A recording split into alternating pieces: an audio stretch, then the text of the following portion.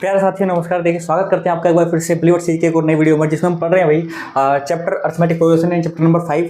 और यहाँ पर आपके सामने पहला सवाल लिखा हुआ है कुछ प्रकार से, लेकिन भाई ये प्लीवर्ड सीरीज बच्चों के लिए जो कि जानते हैं कि भाई इस बार हम बहुत ही खतरनाक स्कोर करने वाले, विश्वास रखते हैं अपने अंदर पूरा और अपनी मेहनत पर पूरा विश्वास है। चलिए तो पहला सवाल हमारे सामने कुछ प्रकार से कह रहा है, find the sum of the all digits of natural number, 3 digits natural number which are multiple of 7। मतलब कह रहा है कि हमें उन सभी नंबर का सम निकालना है जो कि 3 डिजिट के हैं पहली बात, और वो 7 के मल्टीपल होना चाहिए। ठीक है, तो ऐसा क्वेश्चन जब भी आपके सामने आएगा, ये क्वेश्चन 2 टाइप से आएगा। एक तो ये आपके सामने, एक मैं लिखूंगा अभी। ठीक है, सॉल्यूशन सेम रहेगा। देखो जब भी आपसे डिजिट दिया जाए ना, तो कितने डिजिट से यहाँ पर वो देखेंगे। सबसे पहले यहाँ पर है 3 डिजिट, तो 3 डिजिट का सबसे स्मॉलेस्ट नंबर लिख लो। सबसे पहले 3 डिजिट का स्मॉलेस्ट नंबर होता है जी 100, और उसका सबसे बड़ा नंबर यानी कि 999। ठीक है, चलो भाई अब हम ये देखेंगे कि क्या ये 7 से कट रहा है। हम सबसे पहले वो पहला नंबर ढूंढेंगे जो 7 से कटता होगा, फिर वो आखिरी नंबर ढूंढेंगे जो 7 से कटता होगा, और हमारा काम हो जाएगा। बस यही करना है आपको। तो हमें क्या करना पड़ेगा, इसको डिवाइड देंगे 7 से। ठीक है, तो 7 से डिवाइड देंगे तो 7 एकम 7, 7 1 7, यहाँ से बचेगा 3 और ये 30, और 7 4 28। ठीक है, तो अगर देखो भाई यहाँ से बचा 2, अगर ये 2 कम होता है, नहीं अगर ये 98 होता, अगर ये 98 होता तो ये 7 से कटता। लेकिन ये तो 2 डिजिट का नंबर है, हमें तो 3 डिजिट का चाहिए। तो कोई बात नहीं, इसमें 7 जोड़ दो ना। इसमें 7 जोड़ोगे कितना आएगा भाई, यहाँ से 7 जोड़ोगे तो यहाँ पर आएगा 105। कितना आएगा 105। तो ये पहली टर्म होगी आपकी 105, जो किससे कटेगी 7 से कटेगी। अब इसके बाद 7 जोड़ के लिखते रहो। नेक्स्ट टर्म क्या होगी, नेक्स्ट टर्म होगी 112। इसके बाद क्या होगी, फिर 7 जोड़ दो 119। इस तरीके से डॉट डॉट। अब लास्ट में कौन सी टर्म लिखेंगे, इसको डिवाइड देके लिखेंगे। कैसे भाई, देखो बहुत सिंपल है। अब 7 से इसको डिवाइड दो, 7 1 7, यहाँ से कितना आएगा, यहाँ से आएगा 2 और ये आएगा 29। ठीक है, और 7 4 28, 7 4 28, यहाँ से 1 बचेगा, यहाँ से 9। ठीक है, फिर 7 2 14, 7 2 14। ठीक है, आपको पता है कि 5 यहाँ पर रिमाइंडर बचा हुआ है आपका, 5 में रिमाइंडर, यानी 5 कम कर दो इसको, तो 999 इसमें से 999 में से अगर हम 5 कम कर देंगे तो कितना बचेगा, 994 बचेगा, 994 बचेगा। ठीक है, सो आपके पास में ये यहाँ पर बचा हुआ है। लास्ट टर्म हमारी है 994, तो ये हमारी एपी बनेगी, और इसका हमें सब निकालना है। तो सिंपल 994, देखो 7 से कट रहा है, 7 एकम 7। ठीक है, 7 एकम 7, 2 यहाँ से 29 और 7 दूनी 14। ठीक है, कट रहा है। तो भाई कुछ प्रकार से अब हम अपने सवाल को सोल्व करते हैं आगे। ठीक है, हमारे पास में एपी आ चुकी है। सो रिक्वायर्ड एपी इस तरीके से लिखोगे आप कि रिक्वायर्ड एपी दिस। ठीक है, अब इसके बाद सोल्यूशन करना है हमें। सोल्यूशन कैसे करेंगे, सिंपल है। आपके पास यहाँ पर क्या है जी, ए है कितना 105। डी क्या है जी, डी तो 7 ही रहेगा क्योंकि हर बार 7 का गैप कर रहे हो आप। और ए एन, लास्ट टर्म कितनी है आपकी, ए एन आपकी 994। चलो अब उसने हमसे पूछा सम। अब सम ऑफ एन नंबर्स जब हम निकालते हैं तो हमें पता होना चाहिए कि वो टर्म्स कितनी है, क्योंकि वहां पर हमें एन की जरूरत पड़ती है। n/2 a + an हो सकता है, हमारे पास a भी है an भी है, n नहीं है। n निकालने के लिए क्या करेंगे, हम पहला वाला फॉर्मूला लगा देंगे अपना, जो कि होता है an + an is equals to a + n - 1 × d। ये क्यों लगाया, इसलिए लगाया क्योंकि यहाँ से मेरे पास an है, d है, a है, तो मैं n निकाल सकता हूँ, और n निकल जाएगा तो फिर sn निकाल सकता हूँ। ठीक है, तो इसी तरीके से इसको सोल्व कर देंगे फटाफट। तो ये कैसे होगा, बहुत सिंपल है। यहाँ पर an की वैल्यू कितनी भाई 994। ठीक है, a की वैल्यू कितनी, a की वैल्यू 105 + n - 1, और d की वैल्यू कितनी है 7। ये इधर आके माइनस हो जाएगा। सो कितना होगा माइनस होके भाई, 14 में से 5 गए तो बचेंगे 9। 14 में से 5 गए तो 9 बचेंगे। यहाँ पर 8 का 8 आ जाएगा पूरा। ठीक है, और ये आएगा 9। ठीक है, और इज इक्वल्स टू कुछ इस तरीके से यहाँ पर आपका ये आएगा n - 1 7। देखो 7 से कटेगा, अब भी 7 से कितने टाइम्स कटेगा देख लेते हैं। ये कितना आता, मैंने गलत तो नहीं कर दिया कुछ, ये 8 आएगा ना, 8 आएगा। ठीक है, चलो।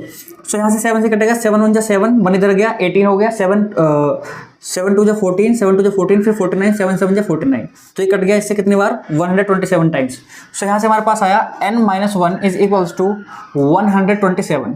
ठीक है, सो यहाँ से n की वैल्यू कितनी आई भाई 128। सो ये हमारे पास नंबर ऑफ टर्म्स है, यानी कि 128 ऐसे नंबर हैं जो कि 7 के मल्टीपल हैं और 100 से 999 के बीच में है। ठीक है, अब इन सभी का सब निकालना है आपको। तो उसके लिए क्या करो, आप SN लगा दो। ठीक है, SN लगा दो नाउ, ऐसे लिखो नाउ। SN क्या है भाई, SN है हमारा n/2, और आपके पास a है और an भी है। ठीक है, सो a + an दोनों हम यहाँ पर लगा देंगे। ठीक है, सो यहाँ पर n की वैल्यू कितनी है भाई, n की वैल्यू हमारे पास सिंपल है जो कि हमें पता है 128 है, ठीक है, बाय 2। और यहाँ पर आपके पास में ये आपका a आ गया, a जो कि है 105 प्लस an की वैल्यू कितनी है 994, ठीक है। सो इसको ऐड कर देंगे, ये हो जाएगा 64 बाई 2 से कटेगा कितने टाइम 64 टाइम्स, और इनको ऐड कर देंगे कितना आएगा, ये आएगा आपका 5 और 4 9, 9 का 9, ठीक है। अगेन यही आ जाएगा, नहीं ज़्यादा आएगा, ठीक है। तो 5 4 9, 9 1 9 और 9 1 10, 1 अब इसकी आपको मल्टीप्लाई करनी है, जो भी आएगा मल्टीप्लाई करके वही आपका आंसर है, ठीक है। ये मैं आपके लिए छोड़ देता हूँ। चलिए नेक्स्ट क्वेश्चन की तरफ बढ़ते हैं। मुझे पूरी उम्मीद है कि आपको इस सवाल समझ में आ गया होगा और यही सवाल का आंसर है। लेकिन नेक्स्ट क्वेश्चन जो हम करने वाले हैं ना, वो इसका ही दूसरा रूप है, ठीक है। तो वो आपको करना है, लेकिन मैं बता दूंगा कैसे करेंगे। चलिए देखो सेकंड सवाल क्या कह रहा है, ये कह रहा है how many 3 digits number are divisible by 7। देखो इससे पहला वाला क्वेश्चन, उस पर भी IM पे लिख लो और इस पर भी IM पे लिख लो, ठीक है। आपसे 2 डिजिट का आ जाए 3 डिजिट का आ जाए, तरीका सेम रहेगा, ठीक है। क्योंकि ये क्वेश्चन बहुत ज़्यादा इंपॉर्टेंट है और ये पेपर में आपको देखने के लिए, समझ लो कि इसके अगर AP से क्वेश्चन आ रहा है ना, तो इसके कम से कम भी नहीं तो 80% चांसेस होते हैं कि ये क्वेश्चन आपको पेपर में देखने को मिलेगा, ठीक है। 80% चांस होते हैं इस क्वेश्चन के आने के, ठीक है। तो इस टाइप का क्वेश्चन आएगा जिसमें आपको 3 डिजिट का नंबर देगा या 2 डिजिट का नंबर देगा। अगर 2 डिजिट का देगा तो 2 या 3 नंबर में आएगा, और अगर 3 डिजिट का देगा 3 या 4 नंबर में आएगा, ठीक है। चलो अब देखो क्या कह रहा है, ये कह रहा है how many 3 digits number is divisible by 7। उसमें पूछा था कि कितने ऐसे 3 नंबर के डिजिट्स हैं जो कि 7 के मल्टीपल है, उनका सम निकालो, ठीक है। उनका मतलब जितने भी हैं 3 डिजिट के नंबर, उनका सम निकालो। अब यहां पर भी क्या पूछा है कि कितने नंबर हैं 3 डिजिट के जो कि किससे डिविजिबल है, 7 से डिविजिबल है। तो आप 3 डिजिट, वही आप पहले सबसे छोटा नंबर लो 3 डिजिट का, फिर सबसे बड़ा नंबर लो। सबसे छोटे का पहले टर्म मिल जाएगी, सबसे लास्ट से सबसे बड़ी टर्म मिल जाएगी जो कि 7 से डिविजिबल है। अब उनका आपको क्या बताना है, हाउ मैनी पूछा है आपसे, हाउ मैनी कितने, सम नहीं पूछा, नंबर पूछा है। तो आपको इस बार यहाँ पर बस n निकाल के छोड़ देना है, यहाँ पर बस आप n निकाल देना और हमारा काम हो जाएगा। और जो हमने भी निकाला था n कितना आया था, n आया था हमारा 128। सो 128 टर्म्स ऐसी होंगी जो कि 3 डिजिट की हैं और 7 से डिविजिबल है, ठीक है। यानी कि जो 7 का मल्टीपल है वही तो 7 से डिविजिबल होगा, सिंपल सी बात है, ठीक है। तो ये क्वेश्चन मैं आपके लिए छोड़ रहा हूँ भाई, इसको करना, ठीक है। चलो नेक्स्ट क्वेश्चन तक बढ़ते हैं।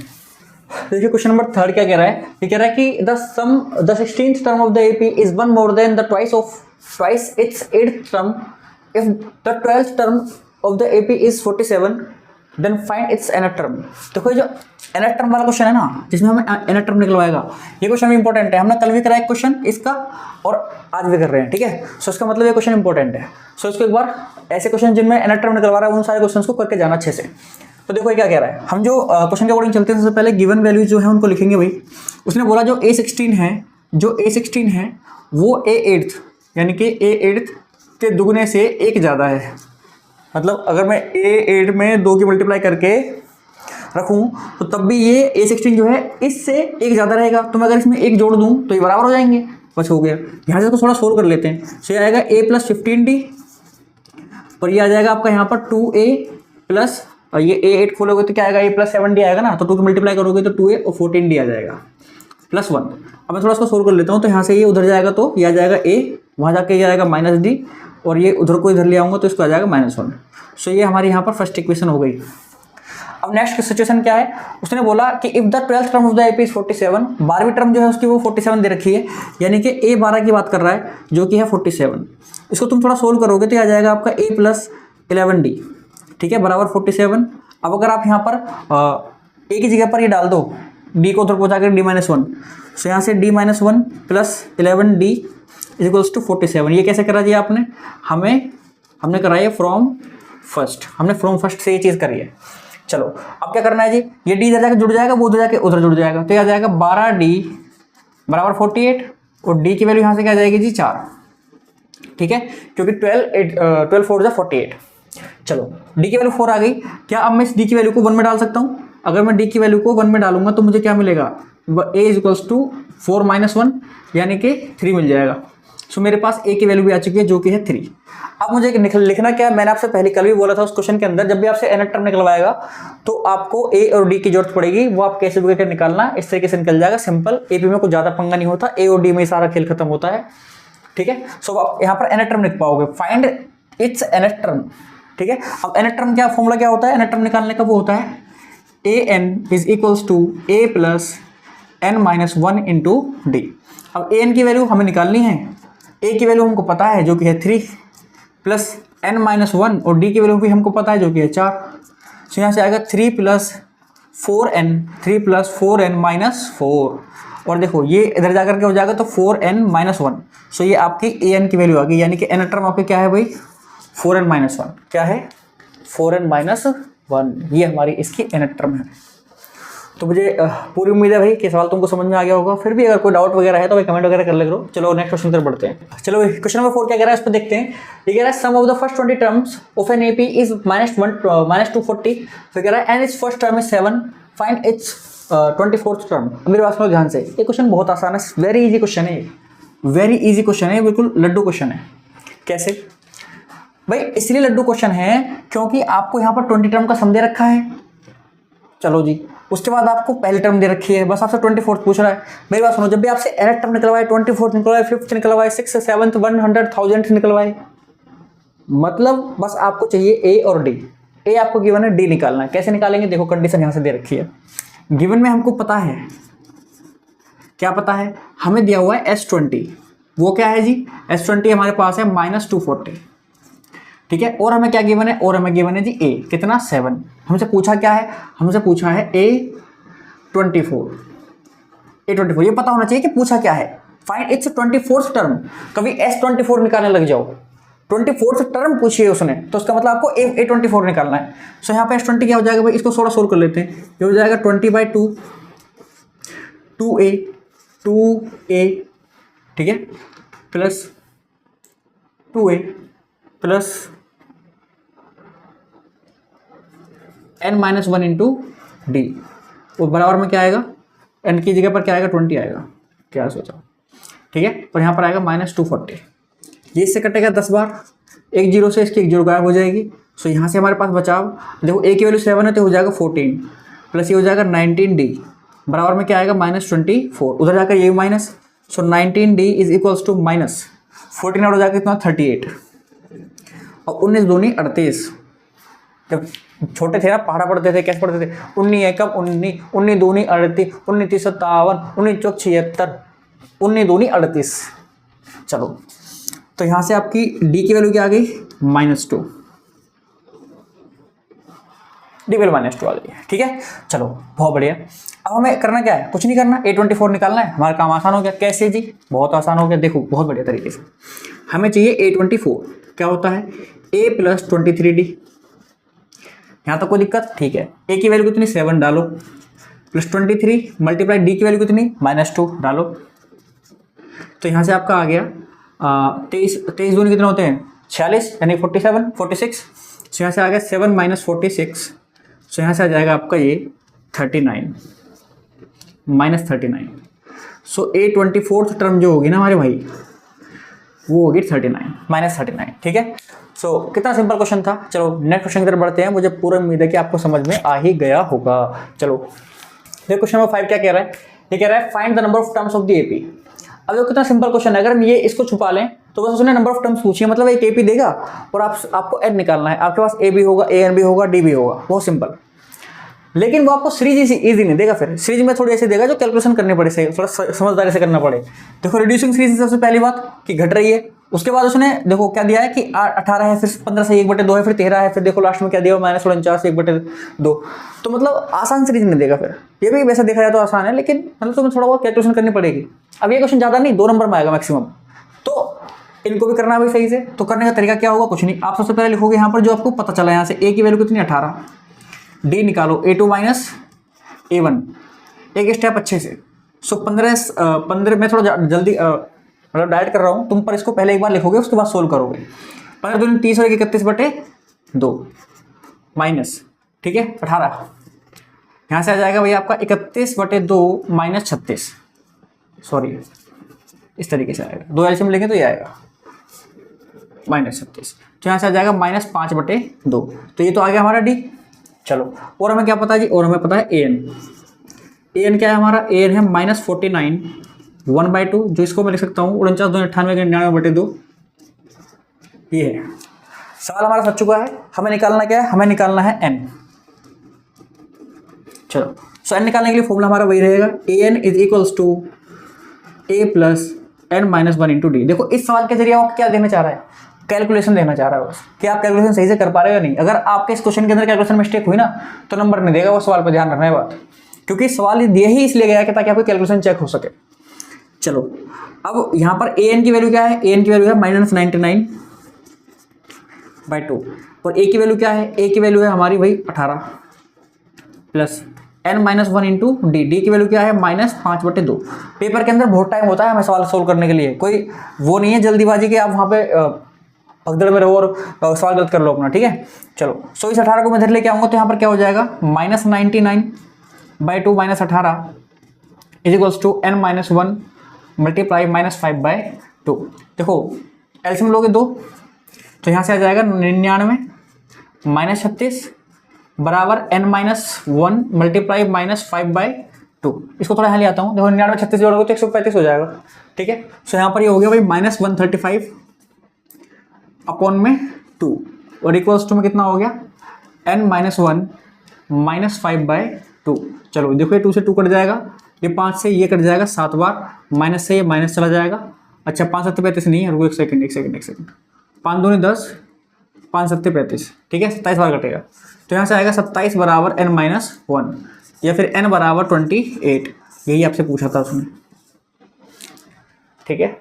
चलो बहुत बढ़िया, समझ आ गया अच्छे से, बहुत अच्छे। अगले क्वेश्चन तरफ बढ़ते हैं।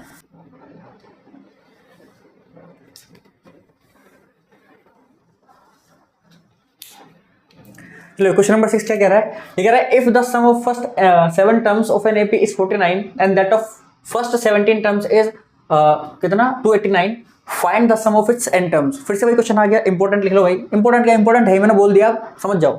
एन टर्म्स निकलवा रहा है भाई, निकालो, ठीक है। इंपॉर्टेंट है बहुत ज्यादा। यहाँ पर गिवन क्या है उस पर चल रहे थे। सबसे पहले ये हमारी चर्चा रहेगी भाई कि गिवन हमें क्या है। गिवन बहुत सिंपल चीज है, उसने पहले हमें दिया है S7 मतलब सम ऑफ 7 टर्म्स कितना है 49 फर्स्ट मानो, या फिर चलो एक साथ साथ खोलते चलते हैं इसको। ये इसको मैं लिख सकता हूँ 7/2, इधर आ जाएगा आपका 2a plus 6d, 2a plus 6d और यहाँ पर आ जाएगा इक्वल्स टू 49।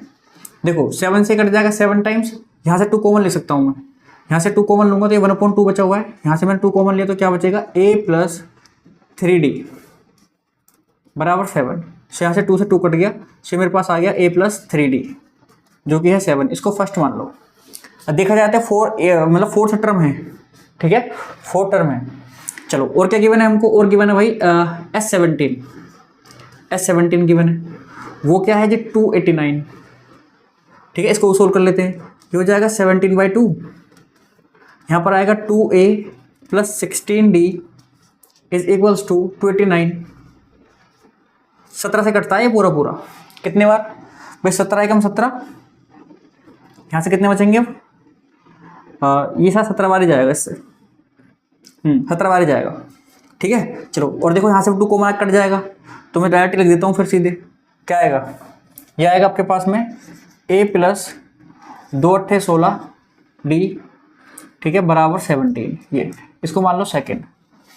अब आपको करना क्या है, हमें सम ऑफ n टर्म्स निकालना है तो हमारे पास a और d होना चाहिए। मैंने फिर बोल रहा हूँ a और d, तो इन दोनों को सोल्व करके a और d निकालो, फर्स्ट और सेकंड को सोल्व करके, ठीक है। चलो तो क्या करते हैं, दोनों को ऐड कर देते हैं भाई, या फिर माइनस कर देते हैं।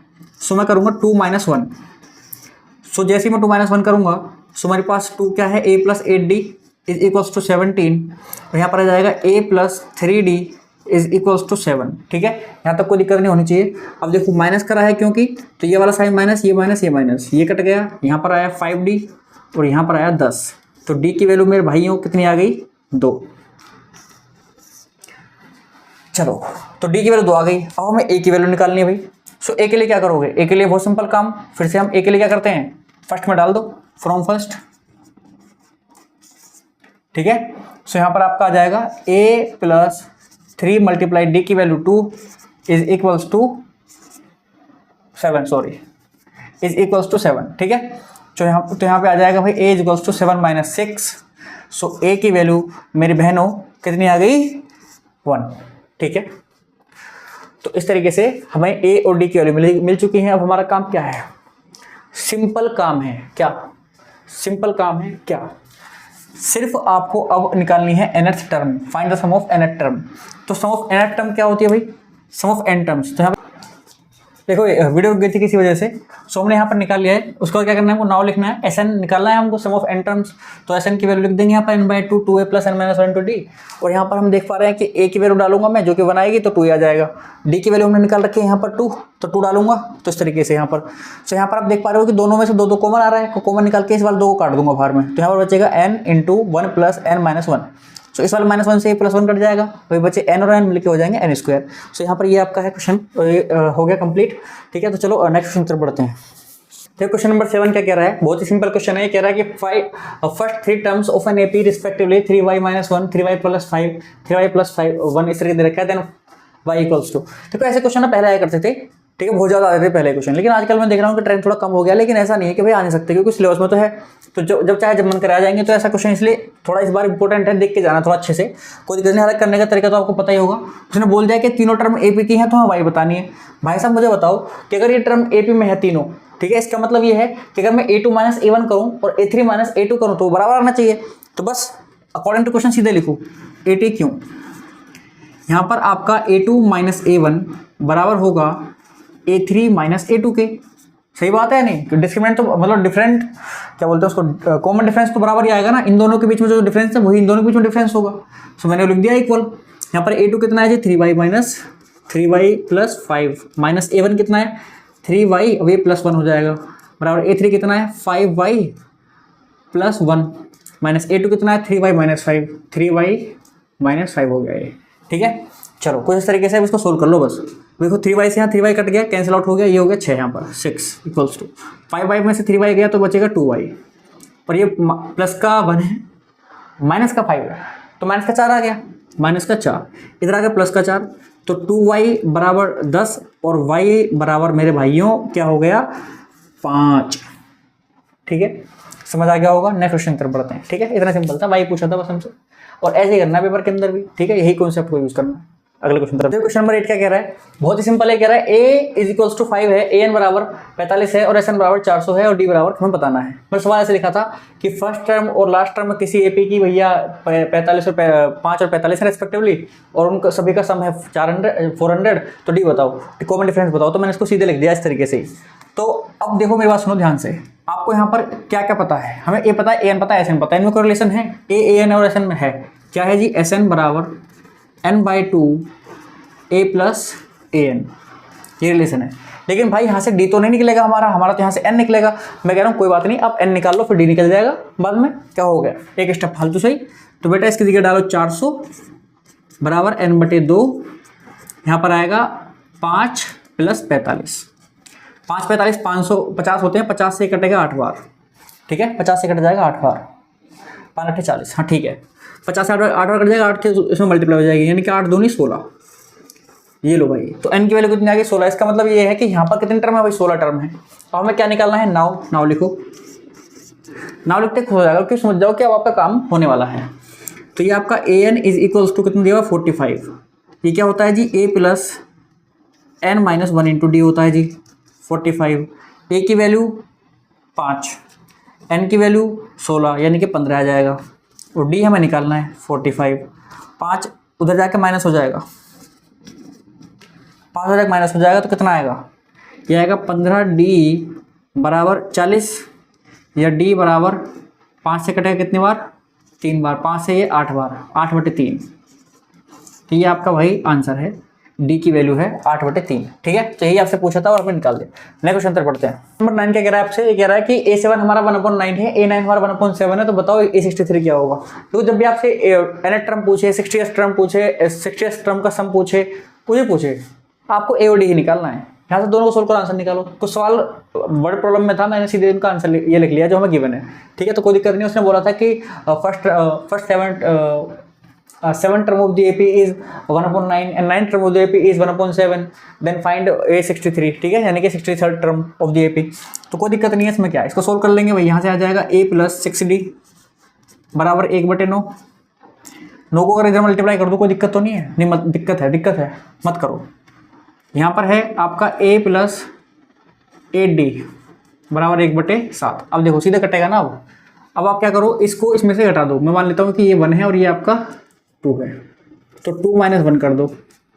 ठीक है, तो यहाँ से आपका क्या आ जाएगा, देखो ए से ए कट जाएगा, 8 में से 6 डी जाएगा, बचेगा 2d, और आपका इधर क्या आएगा 1/7 माइनस 1/9। उससे पहले भाई मुझे ये बताओ कि इन दोनों में से बड़ी टर्म कौन सी है, 1/7 और 1/9। अगर आपको पता है तो कमेंट करो।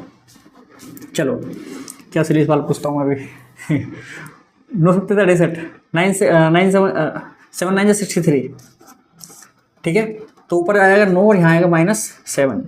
चलो कुछ प्रकार से तो आपका आएगा 2/63 63। सो यहाँ से आएगा 2d, 2 से 2 कैंसिल आउट हो जाएगा। सो में यहाँ से क्या मिलेगा भाई, डी की वैल्यू मिल जाएगी। क्या मिल जाएगी डी की वैल्यू, हमें डी की वैल्यू मिल जाएगी 1/63 1/63। तो मेरा क्या काम हो गया, अभी नहीं, मुझे अभी ए की वैल्यू भी चाहिए। तो मैं चलूँगा फ्रॉम फर्स्ट, इसमें डालो a + 6/63 बराबर 1/9, उधर पहुँचा दो। a = 1/9 minus 6/63। चलो अब बताओ इनमें से कौन सा बड़ा है। देखो 2 से कटेगा 3 बार, 3 से कटेगा 2 बार, सॉरी 3 से काटते हैं, 3 से 2 बार, 3 से 2 बार 1 बार। तो यहाँ पर ये आपका आ गया, या फिर ऐसे रहने देते हैं, चलो ऐसे रहने देते हैं, आसान हो जाएगा थोड़ा। 6/63 रहने दो। देखो क्योंकि 63 एलसीएम आ जाएगा ना, यहाँ पर हमारा काम आसान हो गया थोड़ा। 9 से कटेगा कितनी बार, 7 बार, 9 से 63 7 आ जाएगा ऊपर, और माइनस में यहाँ पर 6 ही रहेगा। तो यहाँ से ये भी क्या है 1/63। देखो है ना मजेदार क्वेश्चन, 1/63 आया ये भी। तो यहाँ से आपका ए की वैल्यू क्या आ गई जी, ए की वैल्यू आ गई 1/63। देखो अब हमें निकालना क्या है, ये भी हमको क्या निकालना है, A63 यानी कि 63rd टर्म। तो ये आ जाएगा A63 = A + 62d, ठीक है। तो यहाँ पर आ जाएगा ए की वैल्यू कितनी भाई, ए की वैल्यू 1/63 + 62/63। 63 एलसीएम लोगे मेरे भाइयों, तो ऊपर आएगा 1 + 62, जिसका मतलब होता है 63/63, यानी कि आंसर आएगा 1। तो जो इसकी 63rd टर्म होगी वो क्या होगी 1। यानी एपी क्या है, एपी देखो आपके सामने कुछ ऐसी है। तो अगर आप इनसे एपी लिखने जाओगे तो आपको एपी मिल जाएगी, ठीक है। तो चलो हमारे सवाल का सोल्यूशन हो गया, अगले क्वेश्चन तरफ बढ़ते हैं। देखो तो ये हमारे सामने क्वेश्चन नंबर 10 हमारे वीडियो का आखिरी क्वेश्चन ही कह रहा है कि if an AP of 50 terms the sum of first 10 terms is 210 and the sum of its last 15 terms is 2565। तो कह रहा फाइंड द एपी। मेरी बात सुनो ध्यान से भाई, ये क्वेश्चन को एक बार सही से समझ लेते हैं फिर करेंगे, क्योंकि ये क्वेश्चन थोड़ा अच्छा क्वेश्चन है। पेपर में जो आएगा ये क्वेश्चन करने के लिए ये आपका 50 है, ठीक है। तो फिर आपको कम से कम 3 या 4 नंबर के अंदर ही आएगा, उससे कम में नहीं आएगा, हो सकता है 5 नंबर में भी आ जाए, ठीक है। चलो अब जरा एक तरफ चलते हैं लेकर के। यहाँ पर उसने बोला है कि भैया 50 टर्म है, तो गिवन में सबसे पहले बोले चलो जो कि हमें पता होना चाहिए। उसने बोला है कि यहाँ पर है जी 50 टर्म, यानी कि n दे रखा है। फिर कह रहा है the sum of first 10 terms, यानी कि S10 गिवन है हमको, वो कितना, वो गिवन है जी 210। मैं इसको सोल्व कर लेता हूँ। तो 10/2 यहाँ पर ये हो जाएगा कुछ इस प्रकार से 2a + 9d बराबर 210। ये 0 से ये वाली 0 कट जाएगी, 2 तरह मल्टीप्लाई हो जाएगा। तो 2a + 9d बराबर आएगा 42। ये हमारी फर्स्ट इक्वेशन हो गई, ठीक है। आगे उसने बोला कि the sum of its 15 terms is its last 15 terms. यहाँ पर ये इस चीज़ को समझना जरूरी है कि जो लास्ट 15 टर्म्स है, यानी कि 35 के बाद की जो 15 टर्म बची हैं, उन सभी का सम दे रखा है हमें ये। तो अब कह रहा है एपी बताओ।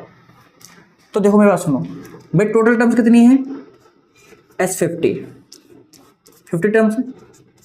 तो सम ऑफ 50 टर्म में से अगर मैं सम ऑफ 35 टर्म्स माइनस कर दूं तो क्या मुझे यही मिलेगा 2565। समझ रहे हो नहीं। मान लो यहाँ तक आपकी 35 टर्म हो रही हैं और ये पूरी आपके यहाँ पे जाकर 50 टर्म हो रही हैं।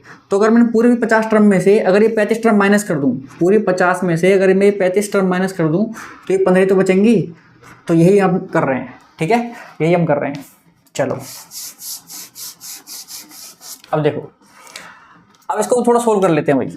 ये क्या हो जाएगा, देखो ये 50/2 यानी कि 25 हो जाएगा।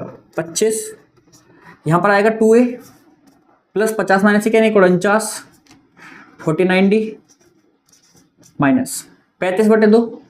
तो 35/2 यहाँ पर आएगा 2a + 34d बराबर 2565, ठीक है, 2565। थोड़ा लेगा टाइम ये क्वेश्चन, कोई बात नहीं। अब देखो यहाँ पर आप देख पा रहे हो कि यहाँ पर ये यहाँ से अगर 2 कॉमन ले लो तो ये कट जाएगा, ये 2 कट जाएगा, 35 बचेगा यहाँ पर, तो मैं वही कर रहा हूँ। तो यहाँ से मेरे पास आएगा 25 2a प्लस 49d माइनस 35, यहाँ बचेगा भैया आपका a प्लस 17d, मैंने कॉमन ले लिया 2 को और वो कट गया बाहर आके,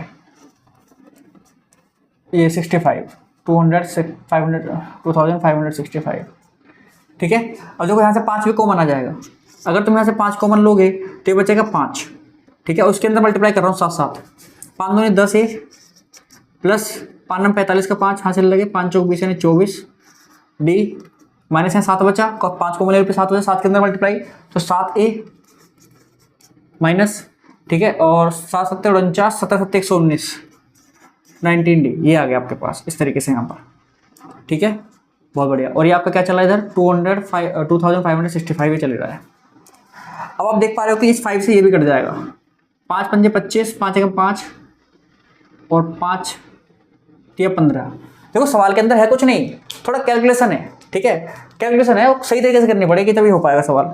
यहाँ से 10 में से 7 गए तो बचेंगे 3 है, माइनस 245 बड़ा है 119 छोटा है तो प्लस का ही आएगा, 15 में से 9 गए तो बचेंगे 6, 3 में से 1 गया तो बचेंगे 2, 2 में से 1 गया तो बचेगा 1, 126d बराबर 513, 5 और 5 4 9, 6 और 2 8 1 9 और 1 3, मतलब 3 से कट रहे हैं सारे, तो 3 को कॉमन ले लो बाहर, तो 3 को कॉमन लोगे तो क्या आएगा 3 चौक 12, 3 दूनी 6 42d बराबर 3 एकम 3 3 3 7 21 3 एकम 3, ये आएगा। तो इसको मान लो इक्वेशन नंबर 3, इक्वेशन नंबर 3 मान लो। अच्छा 2 कोई मानी नहीं हमने, चलो 2 है ये, ठीक है। अब देखो, अब आपको इन दोनों को सोल्व करना है और ए और डी की वैल्यू निकालनी है, बाकी हम ए पे तो लिख ही देंगे, फिर हमारे पास जनरल ए पी है। तो मेरे पास सुनो, अगर मैं इसमें 2 से मल्टीप्लाई कर दूं तो फिर 2a से 2a कट जाएगा, तो 2a से मल्टीप्लाई करने पर ये बनेगी 2a प्लस 84d बराबर 2 एकम 2 और 2 7 14 का 4 हाथ से लगा 1 2 एकम 2 3, ठीक है, ये आएगा। इसको मान लो इक्वेशन नंबर 3। अब 3 - 1 कर दो, 3 - 1, देखो कैलकुलेशन ही है बस, बाकी कुछ नहीं है सवाल के अंदर। तो देखो आप यहाँ पे 2a से 2a कट जाएगा, 84d में से 9d माइनस हो जाएगा, कितना आएगा 75d बराबर 342 में से 42 माइनस होगा तो आएगा 300, और 75 दूनी 150 होते हैं तो 75 चौके 300, तो डी की वैल्यू कितनी आएगी 4। अब ए की चाहिए तो अब फर्स्ट से चल दो, फर्स्ट से या 2 से चलो, 2 में डाल दो from 2, so a plus 42 multiply 4 is equals to 171। So a plus यहाँ पर कितना हो जाएगा 2 चौक 8, 4 दूनी 8, 4 चौक 16, 168 बराबर 171। 171 में से जब 168 माइनस होंगे 3 बचेंगे, सो ए की वैल्यू आई 3। अब हमें क्या करना है, ए पी बतानी है, तो लिखो नाउ। जब भी नाउ लिखो तो थोड़ा संतुष्टि महसूस करो कि अब हमारा काम हो चुका है, हम और अपने आंसर की तरफ हैं। नाउ लिखने के बाद आपको लिखनी है जनरल ए पी, गैप लिखना है आपको। What is gap? वो होती है ए प्लस डी, ए प्लस 2d, नाम के लिए लिखते हैं इसको जी। अब हम अपने तरीके से लिखेंगे, ए पहली टर्म तो ए है तो 3 आएगा। अब इसमें जो आपका क्या है कॉमन डिफरेंस उसको जोड़ के लिखते रहो, तो यहाँ से आएगा नेक्स्ट टर्म 7, फिर 7 में 4 जोड़ोगे आएगी 11, फिर ऐसे 11 जोड़ोगे आएगी 15, और ये आपका चलता जाएगा। ये हमारी है जनरल एपी, जो मतलब इस क्वेश्चन के लिए जो एपी है हमारी रिक्वायर्ड एपी है वो ये है। सो आंसर लिख देना कि रिक्वायर्ड एपी इज दिस। चलो फिर नेक्स्ट इसी के साथ हमारा लास्ट क्वेश्चन है ये। भाई अपनी वीडियो खत्म करते हैं, और भाई जो बच्चे अभी तक बने हुए वीडियो में और जो कि लगातार देख रहे हैं और जो नए हैं भाई प्लीज़ यार सब्सक्राइब कर दो और शेयर भी करो मेरे सब दोस्तों के साथ, ताकि सभी का फायदा हो सके। दूसरी चीज़ ये है कि जब हम इतनी मेहनत कर ही रहे हैं तो फिर हमारा फोकस होना चाहिए कि किसी भी तरीके से हम अपनी मेहनत को ढील ना बढ़ते हैं, ठीक है। अब ये नहीं होना चाहिए कि आप आज से तैयारी करने लग गए, आपका एग्जाम है फरवरी में और आप सोच रहे हो कि अभी से 15 दिन कर लिया, फिर आपको लगे कि अरे छोड़ो तो बहुत टाइम में कर लेंगे, फिर पता चली कि पेपर से 15 दिन पहले भी आप नहीं सोच नहीं पा रहे हो कि मैं पढ़ूँ, फिर पता चले कि पेपर से 5 दिन पहले सोच रहे हो कि पढ़ लेता हूँ, चलो अब तो पहले इस सब्जेक्ट का पढ़ता हूँ फिर सब्जेक्ट का। तो ऐसा मत करना, ठीक है। पूरी मेहनत से तैयारी करो और पूरे जोश के साथ लगे रहो। बस 2 महीने हैं, अपने पूरे साल जो करा हो भूल जाओ सब कुछ, बस ये 2 महीने आप तैयारी करो अच्छे से और फिर आप देखना आपका रिजल्ट बहुत अच्छा आएगा, ठीक है। चलो मिलते हैं आपसे वीडियो तक के लिए, धन्यवाद।